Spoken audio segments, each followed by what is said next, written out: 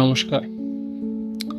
কাল রামনবমী, সেই সম্পর্কে অর্থাৎ রামের জীবন সম্বন্ধে এবং সেখান থেকে আমাদের কি শিক্ষা পাওয়া যায় সে সম্বন্ধে আজকের ভিডিওতে আলোচনা করব। তো রাম ছিলেন একজন রাজকুমার, রাজা হতেন, সিংহাসনে বসতেন, কিন্তু তিনি সে পথ বেছে নেননি।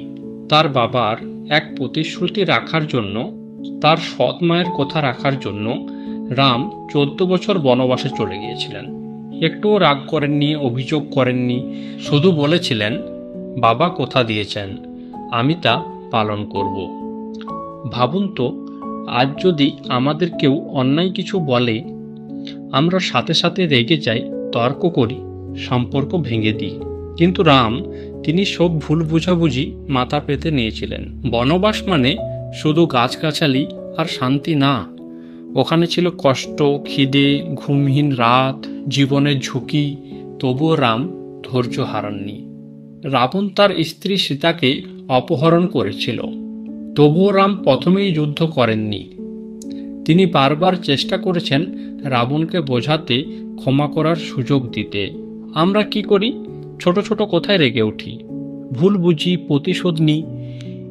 কিন্তু রাম বলেছিলেন, ক্ষমা হচ্ছে সত্যিকারের শক্তি। আচ্ছা, আরও একটা দৃষ্টান্ত দেখি। ভাই লক্ষ্মণ, স্ত্রী সীতা, সবার প্রতি তার সমান ভালোবাসা। তিনি কখনো নিজের অহংকার দেখাননি। রামের কোনো কথা বা কাজে তিনি রাজা হওয়ার অহংকার কখনোই দেখাননি। আজ আমাদের সমাজে কিছু মানুষ একটু কিছু পেলেই অহংকার করে ফেলে, কিন্তু শ্রী রামচন্দ্র আমাদের শিখিয়েছেন, নম্রতা আর সততা থাকলে তবেই সত্যিকারের শক্তিশালী হওয়া যায়। আমরা যদি নিজেকে রামের মতো করে গড়ে তুলতে পারি, তাহলে পরিবার, সমাজ, সব জায়গা সুন্দর হয়ে উঠবে।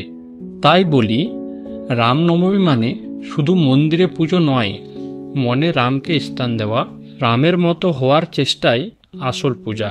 চলো বন্ধুরা, আজ একটা ছোট্ট সংকল্প করি।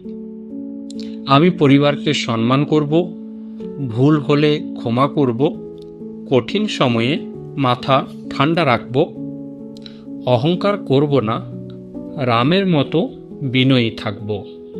তাহলেই রামের আদর্শকে সত্যি করে তোলা যাবে। আপনাদের সকলকে রামনবমীর অনেক অনেক আন্তরিক শুভেচ্ছা।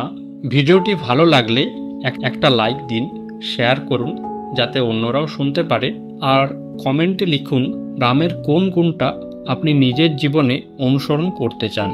পুনরায় বলছি, রাম আমাদের মধ্যে থাকুক, মনে থাকুক, কাজে থাকুক, তবেই হবে আসল রামনবমী।